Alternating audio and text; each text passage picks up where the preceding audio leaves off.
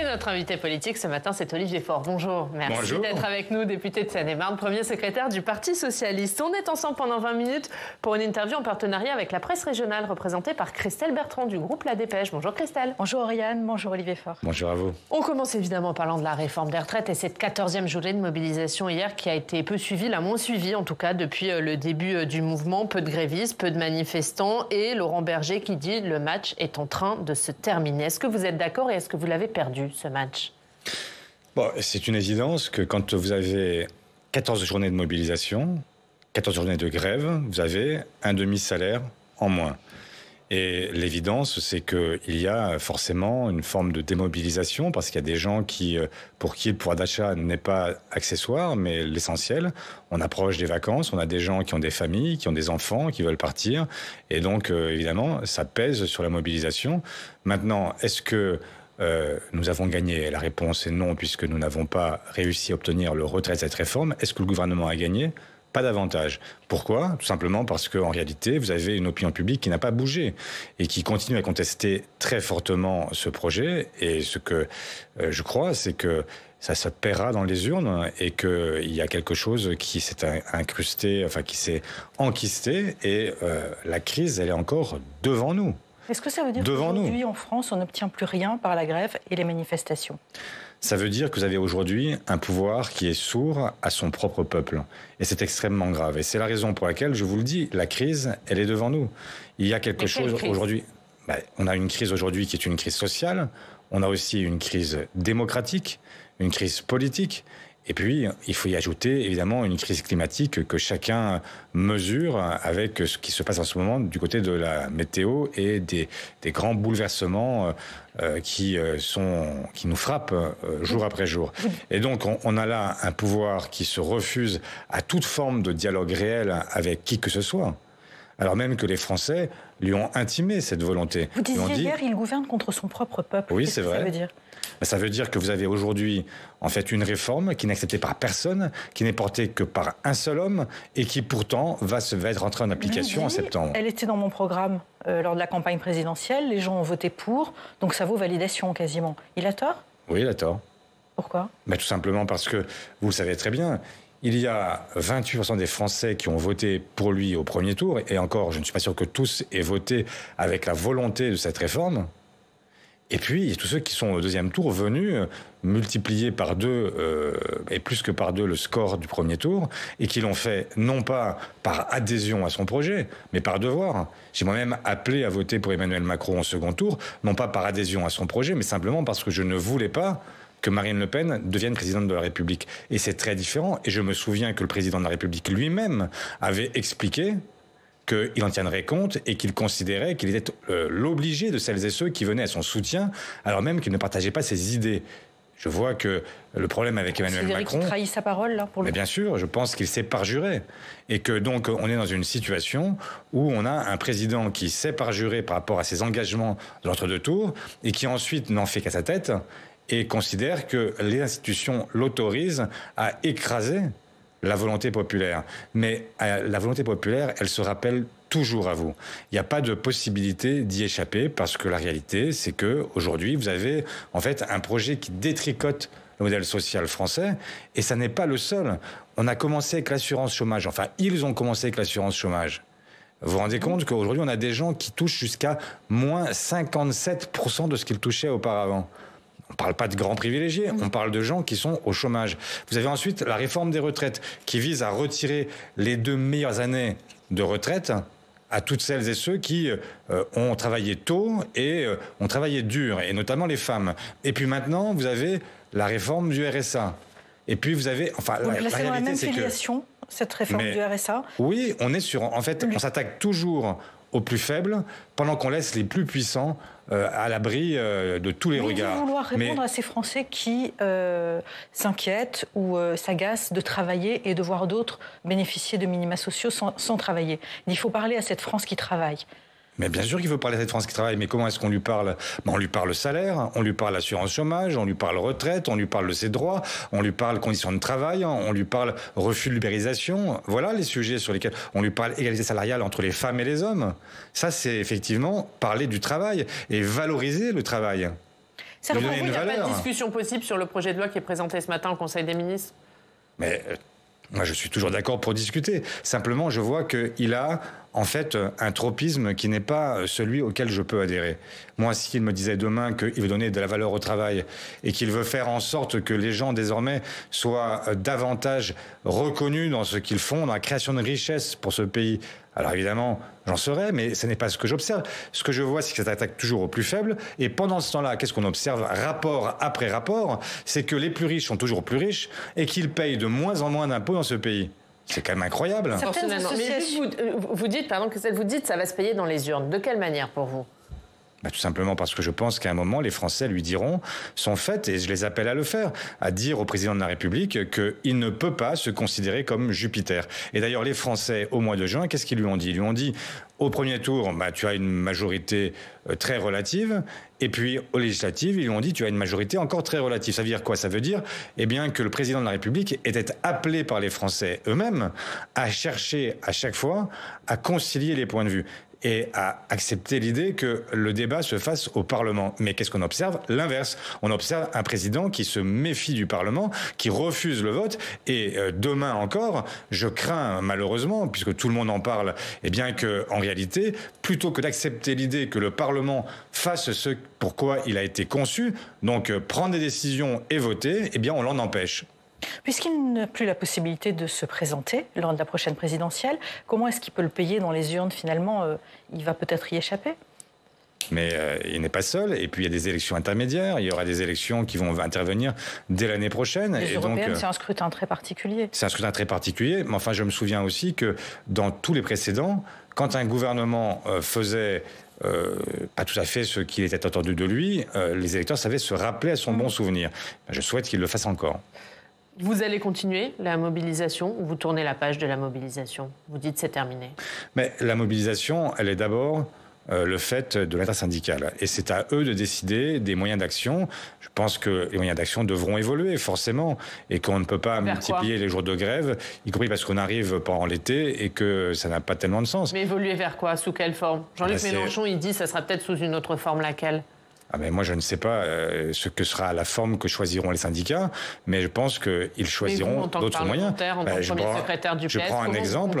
Dans un an, il y aura la possibilité à nouveau de déposer un référendum d'initiative partagée. Et nous avons désormais, en fait, une espèce de mode d'emploi de ce qu'il est possible de faire ou pas, puisque le Conseil constitutionnel a rejeté plusieurs projets de RIP en expliquant, en motivant sa décision. Donc, en tenant compte de cette motivation, nous pouvons, dans un an, redéposer un RIP et faire en sorte qu'il y ait un débat, celui que nous n'avons pas eu, avec les Français, et un vote tranché par les Français, puisque le président nous dit qu'il a été élu sur cette base-là. On peut le vérifier. Les Français eux-mêmes diront si c'était ce qu'ils voulaient.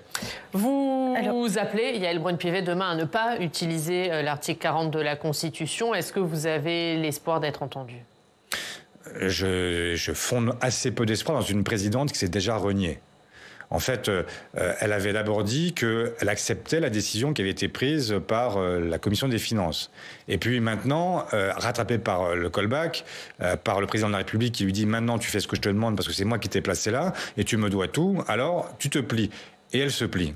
Et moi, je considère que les grands présidents, et maintenant la grande présidente que devrait être Yaël Braun-Pivet, elle ne peut se singulariser que d'une façon, en étant justement celle qui fait respecter l'institution parlementaire et qui fait respecter les oppositions. C'est comme ça que tous les présidents qui ont marqué l'histoire du Parlement se sont singularisés. Et ils se sont singularisés en marquant leur capacité, y compris à s'opposer à leur propre camp et à leur propre président. Je me souviens d'Henri Emmanuelli qui, alors qu'il était parmi les proches de François Mitterrand, qui avait su à certaines époques lui dire son fait. Je me souviens de Philippe Séguin, je me souviens de Jean-Louis Debré, je me souviens de tous ces gens qui, à un moment ou à un autre, ont fait le choix de dire « je ne suis pas d'accord, je ne veux pas être celui qui bride l'institution parlementaire au profit du président de la République ». Il y a un équilibre des pouvoirs. Elle va brider l'institution parlementaire ou elle va juste respecter la Constitution ? Mais vous savez très bien que sur l'article 40, il n'est jamais appliqué sur les propositions de loi, parce qu'autrement, ça tuerait toute initiative parlementaire. Ça sert à quoi de dire aux parlementaires, vous avez une journée par an, une petite journée par an, où vous pouvez proposer quelque chose au pays ? et donc à l'hémicycle. Olivier Faure, justement, la majorité forte de l'expérience de la proposition de loi Lyotte voudrait durcir l'application de l'article 40, le rendre plus strict. Est-ce que ça vous paraît une bonne idée ? Mais vous pensez vraiment que... Enfin, on a vu depuis quelques mois que la Constitution telle qu'elle est conçue aujourd'hui, eh bien, permet en réalité de s'affranchir de beaucoup de choses. Article 47-1 pour limiter la durée du débat. Ensuite, l'article 44.3 pour faire des votes bloqués. Puis ensuite, l'article 49.3 pour interdire le passage au vote. Maintenant, l'article 40 pour empêcher la discussion d'une proposition de loi. Mais vous pensez que ça ne suffit pas ? Vous pensez qu'il faut en rajouter encore, qu'il faut encore brider davantage ? On a aujourd'hui une... Enfin, vous vous opposerez à ce qu'il soit rendu plus strict ? Mais bien sûr, et même pour dire les choses plus au fond, je m'oppose aujourd'hui au fait que nous maintenions en l'état la Ve République. Elle a été conçue à quelle époque ? Elle a été conçue en 58. Nous sommes en pleine guerre d'Algérie. Et d'ailleurs, dans des conditions très particulières. Vous vous rappelez, en fait, que tout ça a commencé par un quasi-coup d'État et que c'est comme ça que le général de Gaulle se réinstalle à la tête de l'État. Donc, des conditions très particulières qui font que le parlementarisme rationalisé est mis en place et trouve une justification dans la période de crise qui était alors vécue par les Français. Mais enfin, on est en paix aujourd'hui. Et donc, vous pensez vraiment qu'il est logique qu'un seul homme ou une seule femme, peut-être un jour prochain, eh bien, ait tous les pouvoirs. Vous vous rendez compte de ce que ça veut dire ? Y compris si demain vous avez Marine Le Pen qui est au pouvoir, ça veut dire que même si elle n'a pas de majorité à l'Assemblée, même si les Français sont opposés à ses projets, etc., elle pourrait appliquer tout ce qu'elle veut. Mais c'est un danger incroyable. Comment peut-on accepter de revenir sur, même y compris tout ce qu'on se raconte depuis toujours ? Il faut que le pouvoir arrête le pouvoir. Il faut un équilibre des pouvoirs, il faut une séparation des pouvoirs. Il faut quand même que dans ce pays, on accepte l'idée de l'équilibre. Le président français et de toutes les démocraties, le président qui dispose du plus de pouvoir sans contre-pouvoir. Qu'est-ce que vous ferez si demain, Yaël Braun-Pivet dégaine l'article 40 ? Est-ce que vous avez des moyens de riposter ? Est-ce que vous préparez des amendements pour contourner ça ? Oui, nous déposons des amendements de nature différente pour essayer de contourner l'article 40. Mais encore une fois, si j'étais Yaël Braun-Pivet, ce que je ne suis pas, je ferais en sorte de faire respecter le Parlement, de faire respecter l'initiative parlementaire, et puis d'aller au vote. Pourquoi avoir peur du vote ? Quelle est cette démocratie dans laquelle on a peur du vote ? Il faut qu'à un moment donné, ce soit tranché. Et donc, quand on a un débat qui a divisé, qui a fracturé aussi profondément l'opinion publique, il est impératif d'aller faire trancher par le vote. Est-ce que vos amendements permettront d'aller au vote ? Est-ce que vous avez l'espoir d'aller au vote demain ? Moi, je l'espère. Maintenant, j'imagine que il y a aussi... on est dans cette République très corsetée. Donc, je ne veux pas vendre la peau de l'ours avant de l'avoir tué. Mais j'espère qu'effectivement, demain, nous aurons la possibilité d'aller jusqu'au bout. Mais la meilleure façon d'y arriver, ce sera encore que quelque part, dans la journée, à un moment, la raison l'emporte et que de l'Élysée à Matignon, de Matignon à l'hôtel de la Sey, on se dise, oui, on est une grande démocratie. On a même un message à adresser, non pas seulement aux Français, mais même au monde. Quand vous voyez le nombre de démocraties illibérales qui se développent partout ailleurs et que la France, qui est ce grand pays qui a donné la leçon démocratique à tellement de monde, va être au contraire le lieu où on va dire écoutez, vous nous faites la leçon, mais enfin chez vous on vote pas non plus, donc qu'est-ce que vous voulez nous embêter ? Les républiques bananières, on peut en avoir partout maintenant. Voilà, est-ce que vous resterez jusqu'au bout des débats ou est-ce que si elle dégaine l'article 40, vous quitterez l'hémicycle comme vous avez quitté la commission ? Ça, j'en sais rien. Je ne sais pas ce qu'on fera à ce moment-là. Mais enfin, ce que je sais, c'est que nous allons d'abord nous battre pour faire respecter la démocratie. Et vraiment, ce que je vous dis là, quand je vois ce qui se passe dans tant de pays, tant de gens qui, aujourd'hui, regardent la France, la pensent comme un modèle et qu'ils vont voir qu'en France, on peut avoir un président qui décide de tout et qui refuse le vote à ses parlementaires, je m'indigne profondément. Le camp présidentiel lui dit si vous n'êtes pas content, vous n'avez qu'à déposer une motion de censure. Le groupe Lyotte, finalement, ne devrait pas la déposer. Est-ce que vous le comprenez ? Bien sûr que je les comprends. Parce que ce n'est pas la même chose. Vous avez d'un côté... on sait bien comment les choses doivent se passer.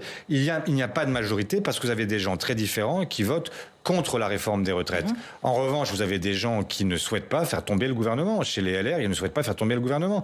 Donc, comme nous avons besoin des voix des LR et que les LR sont prêts pour une partie d'entre eux à voter contre la réforme, ça n'est pas le même vote. Et c'est une illusion de laisser croire qu'il y aurait une absolue coïncidence entre les votes sur une motion de censure et les votes sur, en fait, la réforme des retraites. Donc la NUP n'en déposera pas non plus. Et je ne sais pas ce que fera la NUP, elle n'a pas décidé, mais enfin, tout cas, ce que je vous dis, c'est qu'il n'y a pas de coïncidence entre le vote qui se porterait sur la réforme des retraites et le vote sur une motion de censure. Et que c'est très différent. Et que je vois bien le piège tendu par le gouvernement qui veut nous faire croire que quand il n'y a pas de vote, on peut toujours voter sur une motion de censure et que c'est pareil. La réponse, c'est non, ça n'est pas pareil. Mais vous envisagez d'en déposer une ou pas? Moi, je n'envisage rien du tout. Je pense qu'il y a un débat qu'on doit avoir entre nous. Je pense que ça n'est pas utile de donner le point au gouvernement en laissant penser qu'il y a un vote qui a été perdu et que donc nous sommes dans une situation où il n'existerait pas de majorité contre le projet.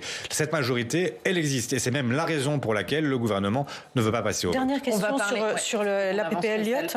Vous avez dit au sein de la NUP, si Yael Braun-Pivet utilise l'article 40 et que la PPL n'est pas discutée dans l'hémicycle, on ne discutera plus d'aucun texte.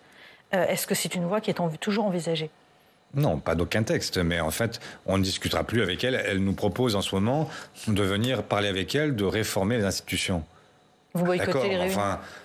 Franchement, la première, avant de réformer les institutions, le mieux, ce serait quand même de commencer par appliquer une jurisprudence constante sur l'article 40, c'est-à-dire qu'on ne l'applique pas aux propositions de loi. Donc vous n'irez plus aux réunions sur la réforme des institutions? Ah bah non, je n'irai plus aux réunions. Enfin, je ne vais pas continuer à faire le guignol avec des gens qui me prennent pour un con.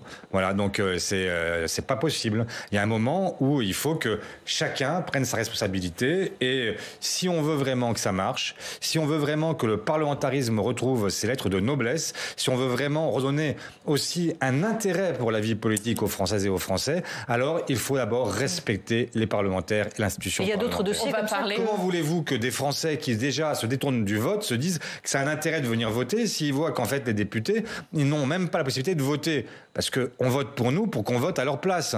Mais si demain, on nous dit, écoutez, vous êtes sympa, vous voulez être élu, mais enfin, ça sert à quoi? Il n'y a personne qui peut voter. On va parler des européennes? Si vous voulez. C'est une question qui agite la NUP. Est-ce qu'il y aura une liste autonome du Parti socialiste aux européennes?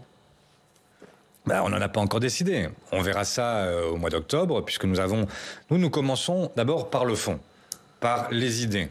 Et pour moi, la seule question qui vaille, c'est qu'est-ce que nous portons à l'élection européenne. Vous savez, nous sommes des Européens convaincus. Nous considérons que le niveau pertinent pour un certain nombre de sujets aujourd'hui est devenu l'Union européenne. L'Union européenne a beaucoup de défauts, mais elle a aussi une qualité, c'est qu'elle permet de prendre les sujets à un niveau qui est un niveau continental et qu'elle permet d'entraîner ensuite le reste du monde éventuellement.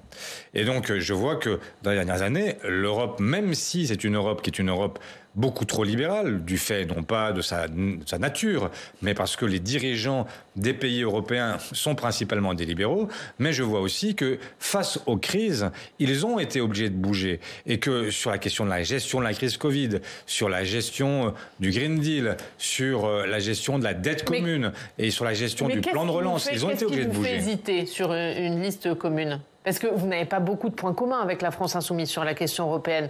Les écologistes, ils vont de leur côté. Le Parti socialiste, a priori, va de son côté. Avec qui vous pourriez faire cette liste ? Mais nous avons des points communs avec tout le monde. Heureusement. Enfin, plus avec certains qu'avec... Bien sûr, plus avec les écologistes, c'est une évidence qu'avec les communistes ou les insoumis. Vous réfléchissez à une liste commune avec les écologistes ? Mais je ne réfléchis à rien. Pour l'instant, je réfléchis uniquement. Enfin, plus exactement, c'est pas que je réfléchis à rien, je réfléchis à tout. Je réfléchis surtout au fait de savoir qu'est-ce qu'on propose. Parce que dans une élection, là, d'abord, avant d'avoir des candidats ou des alliances ou des listes, le premier sujet, c'est de savoir qu'est-ce qu'on propose aux Français. Et alors, vous pourriez avoir un programme commun avec LFI sur la question européenne ? Ça dépend pas que de moi, ça dépend de ce que chacun dira. Vous savez très bien que... Vous savez très bien qu'au stade où nous en sommes, eh bien, il y a un point de départ, c'est que nous sommes bien plus proches des écologistes, pour ne pas dire que nous sommes totalement convergents avec eux sur un certain nombre de questions européennes, et puis il y a beaucoup plus de difficultés avec les communistes et avec les insoumis. Mais donc vous pourriez vous ranger derrière le candidat écolo, ou en tout cas faire une liste commune avec les écologistes. Mais il y a eu un débat chez les socialistes eux-mêmes en 2005 sur le traité constitutionnel européen.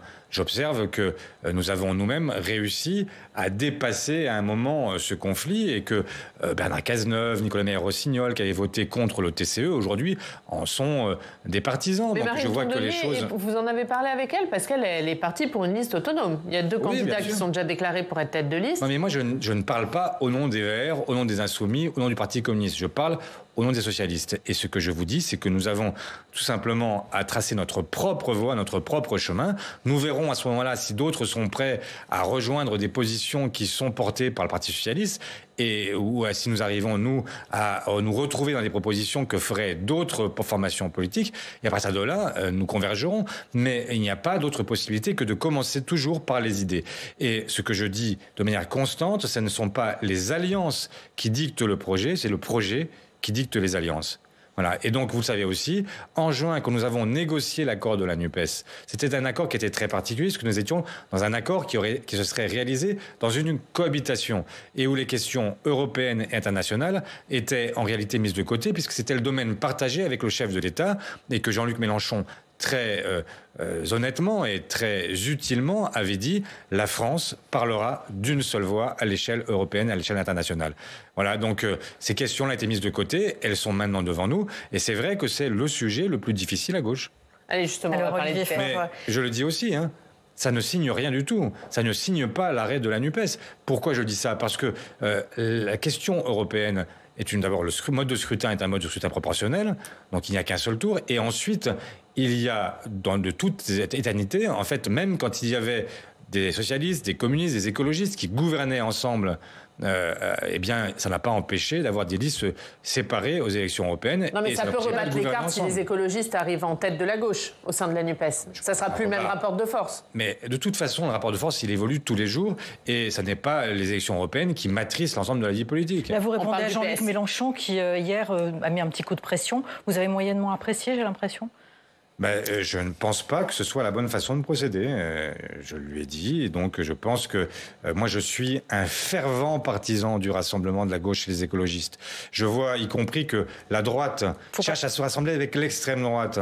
Et vous voudriez que nous, toute la gauche, on se divise et qu'on arrive au mois de mai 2027, avec 5, 6, 7 offres différentes. Mais enfin, dans ces cas-là, autant dire qu'on arrive, comme les bourgeois de Calais, avec la corde autour du cou. Alors, on va parler du PS, parce que là aussi, les offres sont nombreuses. Bernard Cazeneuve lance son mouvement ce week-end en présence de François Hollande. Est-ce que c'est le début de la scission du Parti socialiste ?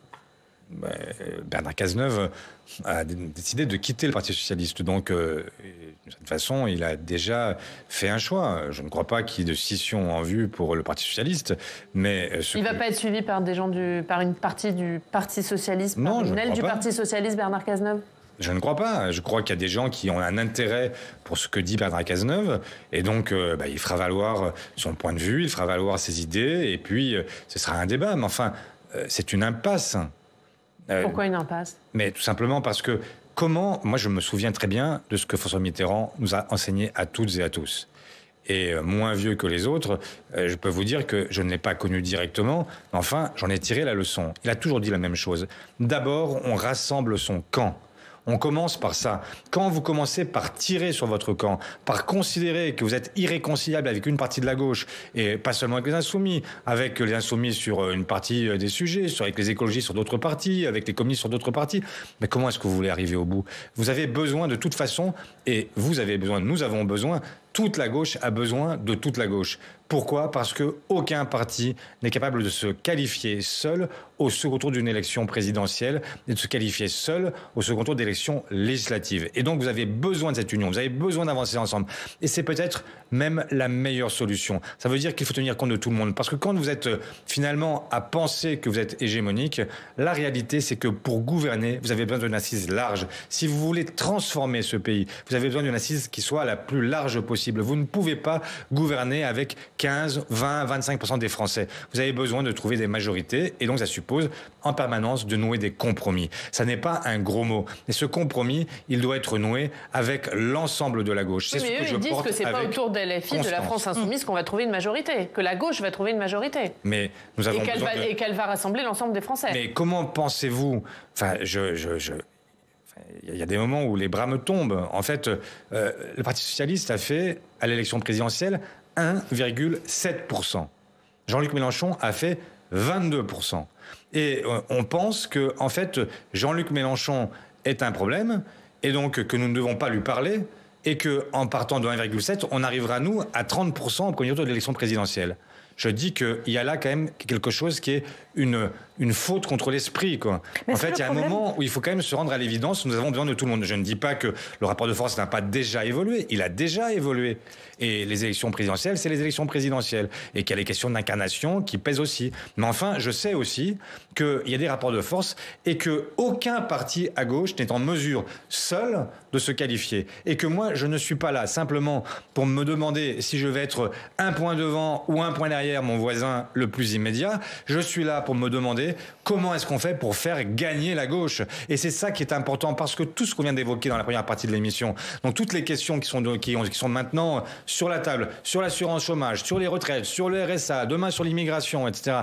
Mais vous pensez que les gens qui ont besoin de nous, ils ont 30 ans à attendre que la gauche veuille bien enfin se rassembler pour pouvoir réussir? Non, ils ont besoin de nous maintenant. Notre responsabilité, c'est maintenant. Et qu'est-ce qu'on fait si demain matin, c'est Marine Le Pen qui arrive au pouvoir? On dira, on avait nous tout notre temps, on considérait que c'était encore possible d'attendre. Non, on n'a pas de temps. C'est l'urgence. Et donc, quand c'est l'urgence, on prend les moyens nécessaires et on fait en sorte de se concilier.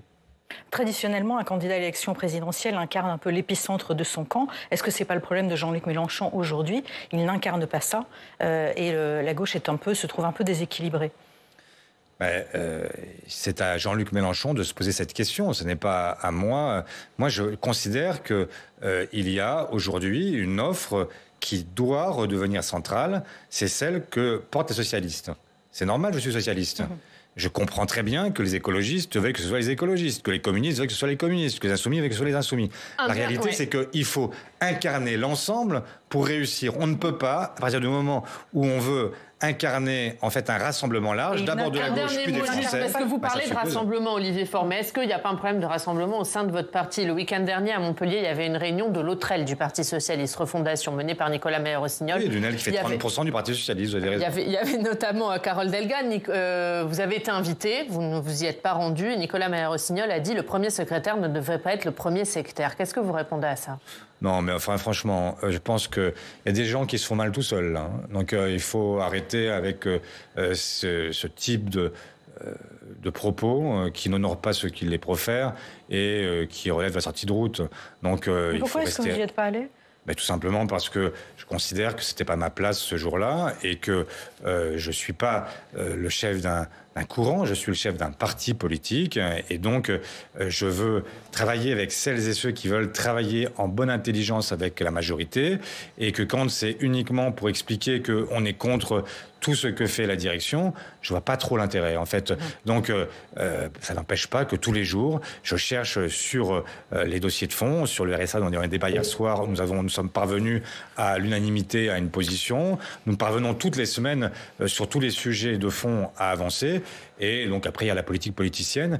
Mais ça, c'est un registre que j'essaye d'abandonner complètement. Parce que quand on est dans ce registre-là, en général, on ne parle pas aux Français, on ne se parle qu'à nous-mêmes. Et je crois que les socialistes ont déjà montré par le passé qu'ils savaient beaucoup se regarder le nombril. Mais quand ils se regardent le nombril, eh bien, personne ne les regarde. Et moi, je veux qu'on regarde à nouveau ce que dit le Parti socialiste. Merci Olivier Faure. Merci beaucoup d'avoir été notre invité. La une de la dépêche, c'est l'Ukraine, l'explosion qui peut tout changer. C'est à la une de votre journal. Merci Christelle. Merci Olivier Faure. On passe au Club des Territoires.